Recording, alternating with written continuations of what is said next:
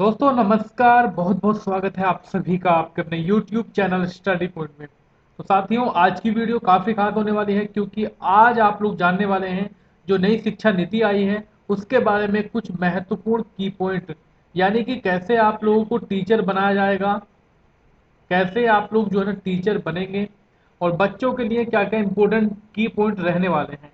तो नई शिक्षा नीति के लिए दोस्तों मैं यहाँ पर लगभग 15 प्लस कुछ नए की पॉइंट लेकर आया हूँ, यानी कि जो नई शिक्षा नीति 2020 है इसमें ये जारी किए गए हैं। तो चलिए दोस्तों, देख लेते हैं हम लोग आज की वीडियो।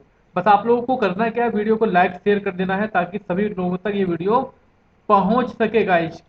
देखिए, पहला की पॉइंट ये रहेगा नई शिक्षा नीति का कि 2020 में शिक्षा पर सकल घरेलू उत्पाद का 6% खर्च किया जाएगा। कितना? 6% खर्च किया जाएगा, जो कि अभी तक जो है ना 4.43% था। यानी कि शिक्षा पर अब जो है 6% खर्च किया जाएगा, लगभग आपका 1 पॉइंट कुछ ज़्यादा इम्पोर्टेंट रह गया, यानी कि कुछ थोड़ा बढ़ा दिया गया है। ठीक है। अब देखिएगा, अब 5वीं कक्षा तक की शिक्षा जो होगी मातृभाषा में होगी। ठीक है। जो बच्चे की मातृभाषा है उसी में 5वीं तक की शिक्षा कराई जाएगी साथियों। अगर मैं तीसरे वाले की पॉइंट की बात करूंगा, तीसरे वाले की पॉइंट में ये होगा कि मानव संसाधन विकास मंत्रालय का नाम बदलकर जो है शिक्षा मंत्रालय कर दिया गया है। देखिएगा, ये आपका करंट का भी क्वेश्चन बन गया है और ये आपके लिए भी काफी इंपॉर्टेंट है कि मानव संसाधन विकास मंत्रालय जो है इसका नाम बदलकर जो कर दिया गया है वो शिक्षा मंत्रालय कर दिया गया है। और जो रमेश पोखरियाल निशंक निशंक हैं, इनको जो है ना अ, देश का शिक्षा मंत्री आप लोग कह सकते हो। ठीक है। अब जो रमेश जी हैं ये देश के शिक्षा मंत्री बन चुके हैं साथियों। ठीक है। शिक्षक भर्ती में क्या क्या होगा सारी चीजें मैं कंप्लीट करूंगा, बट आप लोग लास्ट तक देखते रहिएगा। अगला की पॉइंट आपका ये रहेगा कि लॉ और मेडिकल एजुकेशन को छोड़कर, लॉ को छोड़कर और मेडिकल एजुकेशन को छोड़कर समस्त जितनी भी सारी एजुकेशन है उच्च शिक्षा के लिए एकल निकाय के रूप में भारत उच्च शिक्षा आयोग, उच्च शिक्षा आयोग का गठन किया जाएगा। यानी कि उच्च शिक्षा के लिए एक सिंगल रेगुलेटर होगा। उच्च शिक्षा में आपके 3.5 करोड़ नई सीटें जोड़ी जाएंगी। कितनी? 3.5 करोड़, यानी कि 3.5 करोड़ नई सीटें जोड़ी जाएंगी। ये की पॉइंट आपका होगा। और अगर मैं बात करूं की पॉइंट नंबर 5 की, तो की पॉइंट नंबर 5 में ये बोला गया है कि छठी कक्षा से वोकेशनल कोर्स शुरू किए जाएंगे, जिसके लिए इच्छुक छात्रों को 6वीं कक्षा के बाद से ही इंटर्नशिप कराई जाएगी। ठीक है। जो वोकेशनल कोर्स होते हैं ये छठी कक्षा के बाद ही स्टार्ट किए जाएंगे और छात्रों को जो ना छठी कक्षा के बाद इंटर्नशिप कराई जाएगी। ठीक है। चलिए, मैं कह सकता हूँ कि रटन विद्या से कुछ ना कुछ छूट अवश्य ही मिलेगी, आशा कर सकते हैं हम लोग। ठीक। अगला की पॉइंट रहेगा कि म्यूजिक और आर्ट को पाठ्यक्रम में शामिल करके बढ़ावा दिया जाएगा। अभी तक जो है ना म्यूजिक को ज़्यादातर ऐड नहीं किया गया था, लेकिन अब जो है म्यूजिक को और आर्ट्स को पाठ्यक्रम में शामिल किया जाएगा और इसको बढ़ावा भी दिया जाएगा।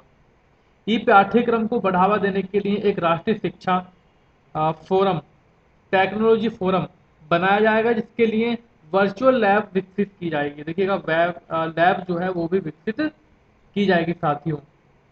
8 नंबर की पॉइंट ये होगा, वर्ष 2030 तक, ध्यान से देखना, वर्ष 2030 तक उच्च शिक्षा में फीसद अंक नामांकन अनुपात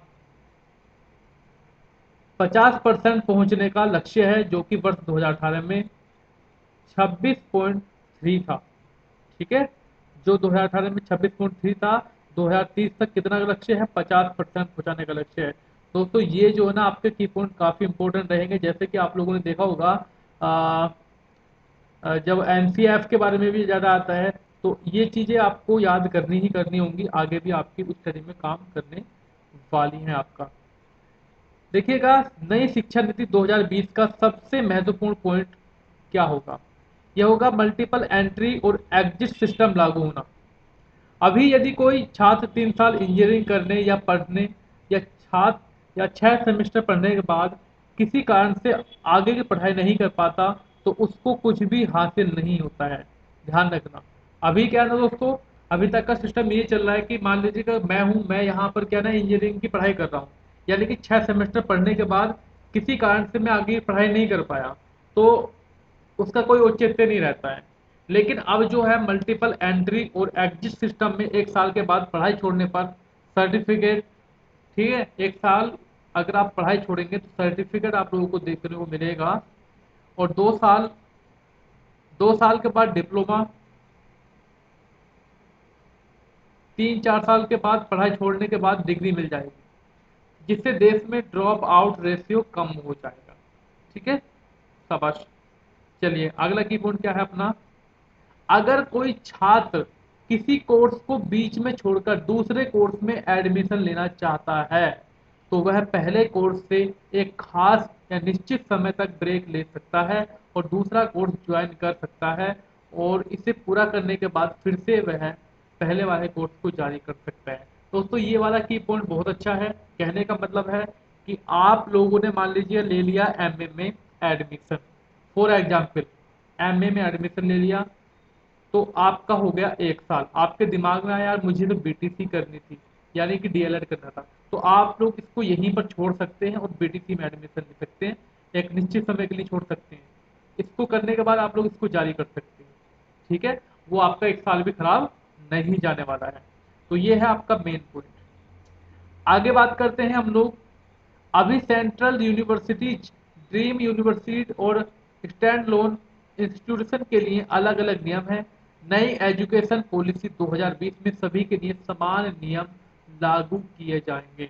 ठीक है, देश में शोध और अनुसंधान को बढ़ावा देने के लिए अमेरिका, दोस्तों बढ़ावा देने के लिए क्या होगा, अमेरिका के नेशनल साइंस फाउंडेशन की तर्ज पर, ठीक है, शीर्ष निकाय के रूप में नेशनल रिसर्च फाउंडेशन इसकी स्थापना की जाएगी।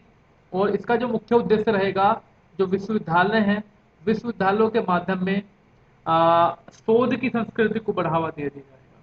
ठीक है, शोध ज्यादा होंगे। चलो ये तो की पॉइंट कुछ थे। अब हम लोग बात करते हैं शिक्षक से संबंधित। ठीक है, देखिएगा, उत्कृष्ट विद्यार्थी ही विशेषकर ग्रामीण क्षेत्र से, ठीक है, शिक्षण पेशे में प्रवेश कर पाएंगे। ध्यान रखना, अगर मैं शिक्षक भर्ती की बात करूं, जो शिक्षक कौन कौन बनेंगे, उत्कृष्ट विद्यार्थी ही विशेषकर, विशेषकर किनको, ग्रामीण क्षेत्रों से शिक्षण पेशे में प्रवेश कर पाएंगे। यह सुनिश्चित करने के लिए एक उत्कृष्ट 4 वर्षीय एकीकृत बीएड कार्यक्रम में अध्ययन के लिए बड़ी संख्या में मेरिट आधारित छात्रवृत्ति देश भर में स्थापित की जाएगी। यानी कि जो 4 वर्ष का आपका बीएड होगा। ठीक है, विशेष तौर पर ग्रामीण क्षेत्रों को ज्यादा सुविधा दी जाएगी। ग्रामीण क्षेत्र में कुछ विशेष मेरिट आधारित छात्र, इनको स्थापित किया जाएगा, जिसके तहत 4 वर्षीय बीएड डिग्री सफलतापूर्वक उनका पूरा कराने के बाद स्थानीय इलाकों में निश्चित रोजगार भी मिल सकेगा। इस प्रक्रिया या इस प्रकार की छात्रवृत्ति स्थानीय छात्र विद्यार्थियों को, स्थानीय विद्यार्थी कौन, जो विशेष छात्र छात्राएं रहेंगे, जो यानी कि मैं कह सकता हूँ कि प्रतिभाशाली रहेंगे, टॉपर रहेंगे, उनके लिए स्थानीय नौकरियों का अवसर प्रदान करेगी, जिससे कि वे विद्यार्थी स्थानीय क्षेत्र में रोल का मॉडल प्रस्तुत कर सकें। ठीक है, चलिएगा, जो आपका मेन पॉइंट है उसकी बात कर लेते हैं पहले हम लोग। बाकी चीजें तो आप लोग पढ़ते ही रहेंगे, कोई दिक्कत वाली बात नहीं है। देखो ये मेन पॉइंट आप लोगों के लिए रहेगा। दोस्तों मेन पॉइंट क्या होगा ये वाला अपना, ये मेन पॉइंट होगा शिक्षक पात्रता परीक्षा, टीईटी, सामग्री और शिक्षा शास्त्र दोनों के संदर्भ में बेहतर परीक्षण सामग्री को विकसित करने के लिए मजबूत किया जाएगा। स्कूल शिक्षा के सभी स्तरों, यानी कि दोस्तों स्कूल के जो स्तर हैं, सभी स्तरों, चाहे बुनियादी शिक्षा हो, प्रारंभिक शिक्षा हो, मिडिल शिक्षा हो और माध्यमिक शिक्षा हो, इनको शामिल करते हुए भी टीटी को विस्तृत किया जाएगा। यानी कि अब जो निजी कॉलेज में भी पढ़ाओगे आप लोग, तो आपको टीटी अनिवार्य कर दिया जाएगा। विषय शिक्षकों की प्रक्रिया भर्ती में उनसे संबंधित विषय में प्राप्त टीटी या एनटी परीक्षा के अंकों को भी शामिल किया जाएगा। ठीक है, शिक्षक के प्रति जोश और उत्साह को जांचने के लिए साक्षात्कार, दोस्तों इंटरव्यू सेक्शन ये यहाँ पर आ गया। कक्षा में पढ़ाने का प्रदर्शन, यानी कि डेमो आप लोगों को देना होगा। स्कूल या कॉम्प्लेक्स में शिक्षक भर्ती प्रक्रिया का एक अभिन्न अंग होगा। यानी कि दोस्तों जो भर्ती प्रक्रिया होगी एक कॉम्प्लेक्स होगा या स्कूल होगा। इसमें साक्षात्कार आप लोगों से लिया जाएगा, यानी कि आपसे डेमो क्लास ली जाएगी और उसमें जो स्थानीय भाषा को जानने वाले लोग हैं, जो विशेषज्ञ हैं, उनको वहां पर बैठा दिया जाएगा और आप लोग पढ़ाओगे, वो आपका डेमो लेंगे। ठीक है, आपकी सहजता और दक्षता का आकलन आप वहां पर किया जाएगा। कहने का मेन पॉइंट ये होगा कि भाई अब जो है ना साक्षात्कार को भी लागू कर दिया गया है। निजी स्कूलों में शिक्षकों को भी टीईटी कक्षा में पढ़ाने का प्रदर्शन साक्षात्कार, यानी कि जो निजी स्कूल में पढ़ाने जाते हैं प्राइवेट स्कूल में, उनको भी टीईटी करना अनिवार्य रहेगा। और गाइज उनका भी डेमो ही होगा, ध्यान रखना। ठीक है, उनका भी डेमो ही होगा। बाकी चीजें तो दोस्तों आप लोग डिटेल में और ज्यादा पढ़ लेना। ठीक है, चलिए, कहने का मतलब यही था, आपका जो मेन पॉइंट था, टीईटी जो होगा अब सब में लागू हो जाएगा, चाहे प्राइवेट हो चाहे जूनियर हो। ठीक है, डेमो क्लास आपकी होगी जब आप लोग टीचर भर्ती मतलब टीचर बनेंगे। ठीक है, स्थानीय निकायों के द्वारा आपका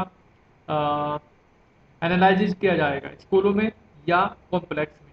ठीक, दोस्तों कोई बात नहीं है, बी पॉजिटिव गाइज, आप लोगों में टैलेंट है, आप लोग जल्द ही एक सीट गिराएंगे। यानी कि एक सीट पर जो किसका नाम है, आपका नाम है। बी पॉजिटिव ऑलवेज गाइज, चाहे आपका इंटरव्यू हो चाहे कुछ भी हो, बट आप लोगों को एक सीट देनी है। तो गाइज इस वीडियो को ज़्यादा से ज़्यादा शेयर कीजिए, लाइक कीजिए। Thank you so much, bye bye, take care guys. यहाँ पर आज के लिए इतना ही काफ़ी।